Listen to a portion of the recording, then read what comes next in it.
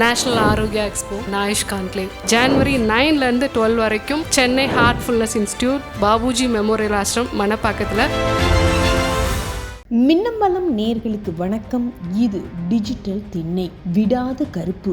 உண்மைதான், கரூர் சம்பவம் விஜய துரத்தி அடிக்குது. கூடவே தமிழக அரசு அதிகாரிகள் மற்றும் திமுகவுடைய முன்னாள் அமைச்சர் ஒருத்தரையும் துரத்திக்கிட்டு இருக்கு.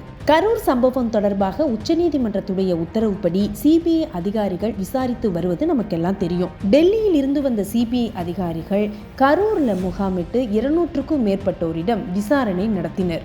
இதனையடுத்து இரண்டாவது கட்டமாக டெல்லிக்கு தாவேகா நிர்வாகிகள் புசி ஆனந்த், ஆதவ் அர்ஜுனா, நிர்மல் குமார், மதியழகன், விஜய் பிரச்சார பேருந்து ஓட்டுநர் மற்றும் கரூர் ஆட்சியர் தங்கவேல், கரூர் எஸ்பி ஜோஷ் தங்கையா உள்ளிட்ட காவல்துறை அதிகாரிகளும் அங்கு வரவழைக்கப்பட்டனர். டெல்லி சிபிஐ தலைமை அலுவலகத்தில் 3 நாட்கள் அனைவரிடமும் விசாரணை நடத்தப்பட்டது.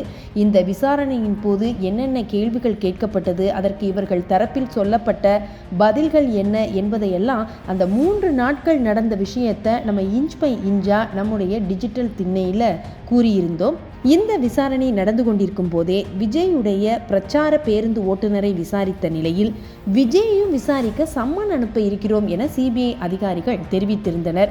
அதே போல தாவேகா நிர்வாகிகள் தெரிவித்த பல்வேறு குற்றச்சாட்டுகளுக்காக முன்னாள் அமைச்சர் செந்தில் பாலாஜியையும் விசாரிக்க சிபிஐ அதிகாரிகள் ஆலோசனை நடத்தி வருகின்றனராம். அது மட்டும் இல்லைங்க, விஜய் பிரச்சாரம் நடந்த அன்று கரூர் இன்ஸ்பெக்டர் ஆம்புலன்ஸ் ஓட்டுநர்களுக்கு மாலை முதலே போன் செய்து பேசியது, ஜிபேல ஆம்புலன்ஸ் ஓட்டுநர்களுக்கு பணம் அனுப்பியது, விஜய் கூட்டத்துக்கான பாதுகாப்புக்கு அனுப்பி வைக்கப்பட்ட போலீசார் விவரங்கள் உள்ளிட்டவை குறித்தும் சம்பவம் நடந்தது தொடர்பாக பிரஸ் மீட் கொடுத்த காவல்துறை அதிகாரி டேவிட்சன் தேவாசீர்வாதம் மற்றும் அமுதா IAS ஆகியோரிடமும் விசாரணை நடத்த சிபிஐ அதிகாரிகள் ஆலோசித்து வருகின்றனராம்.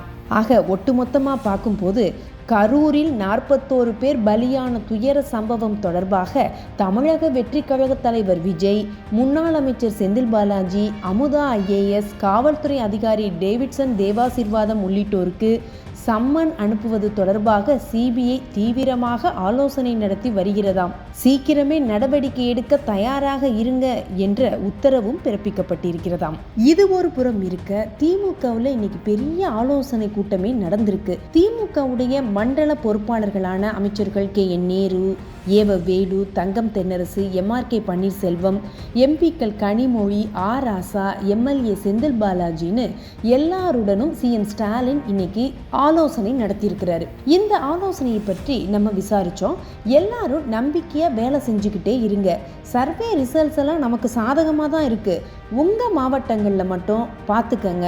கட்சிக்கு கெட்ட பேரை உருவாக்குறவங்களை கொஞ்சம் சரி செஞ்சு வைங்க. ஒவ்வொரு மாவட்டத்தை பற்றியுமான பென் ரிப்போர்ட்டையும் உங்களுக்கு நான் கையில் கொடுத்துருக்கேன். அதையும் பார்த்துக்கிட்டு வேலை பாருங்க என முதலில் பொதுவான அட்வைஸ் கொடுத்திருக்கிறார் CM. அதற்கு பிறகு ஜனவரி 26ஆம் தேதி டெல்டா மண்டல திமுக மகளிரணி மாநாடு நடக்குது. அதற்கு பிறகு விருதுநகரில் தென் மண்டல இளைஞரணி சந்திப்பு நடக்கும்.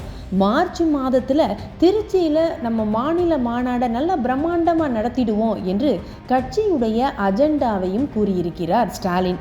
இதையெல்லாம் பேசிகிட்டு இருக்கும் போதே விஜய் ஃபேக்டரை பற்றி எல்லாம் நம்ம கவலைப்பட வேண்டாம். நம்ம பெண் டீமும் ஒரு சர்வே எடுத்திருக்கு. அதில் ஓவராலாக பார்க்கும்போது விஜய்க்கு 18% ஓட்டு கிடைக்கும்னு சொல்கிறாங்க. அதனால் நமக்கு பாதிப்பு எதுவும் இருக்காது. அதை பற்றியெல்லாம் நீங்கள் நினைக்க வேணாம். நம்ம வேலையை சரியாக செஞ்சுக்கிட்டே இருப்போம் என்று கூறி முடிக்கும் போது காங்கிரஸ் பற்றிய பேச்சும் எழுந்ததாம். அதற்கும் பதில் கொடுத்திருக்கிறார் ஸ்டாலின் அவர்கள். அவங்க பேசிக்கிட்டே இருக்கட்டும், நம்ம ஸ்டாண்டில் தெளிவாக இருக்கோங்க. அதிகார பகிர்வு, ஆட்சியில் பங்கு, கூட்டணி ஆட்சி அப்படிங்கிறதெல்லாம் இல்லைங்கிறது தான் நம்ம முடிவு. அதனால் அவங்க பேசுகிறதெல்லாம் நீங்கள் காதில் போட்டுக்க வேணாம்.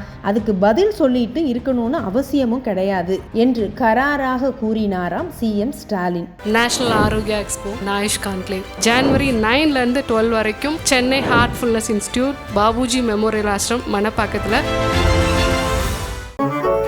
மின்னம்பலம்.com தமிழின் முதல் மொபைல் பத்திரிகை.